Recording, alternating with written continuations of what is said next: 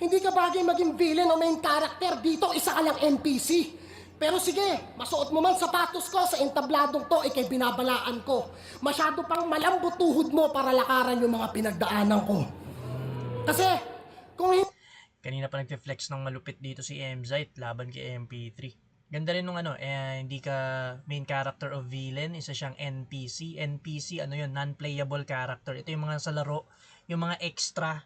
Kumbaga sa NBA 2K, sila yung mga audience lang. Yung mga hindi mo masyadong pinapansin pag naglalaro ka. Yung ganun daw si MP3.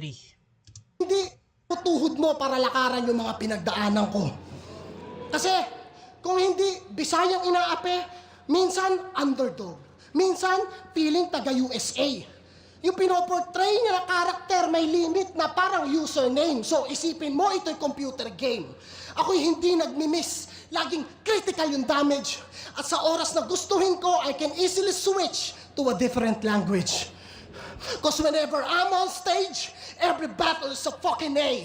Any time and day, just put me in, I'm plug and play. You might wanna run away, but there's no other way. MP3's gonna get burned by one of the hottest all year round like the month of May. I just wanna say, you versus me only shows how much I love Flip Top and being Addict's MC. But I'm the red button in this war, bitch. You don't get to fucking test me, but don't get me wrong. I honestly think that you deserve my best 3 and I still wanna see you win, dog. But just not against me. I'm about to... Ganda nung huminto siya ng saglit, parang pinanamnam niya muna yung buwelo niya. Okay, so nag-pure English dito si MZite. Kinonect niya dun sa setup niya about sa mga laro, main character, villain, NPC. Tapos yung doon na siya nag-switch ng different language niya. Kasi 'di ba sa mga games, pwede mong ibahin yung language. Tapos nag-English na siya.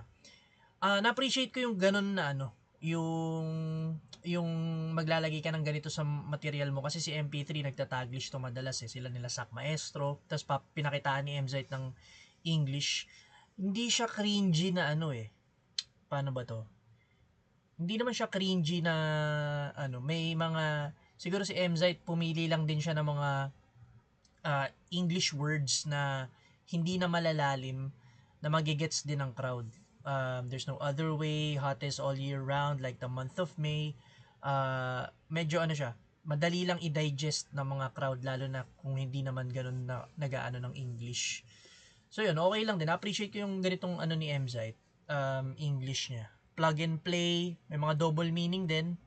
Tapos, ganda rito nung naging punch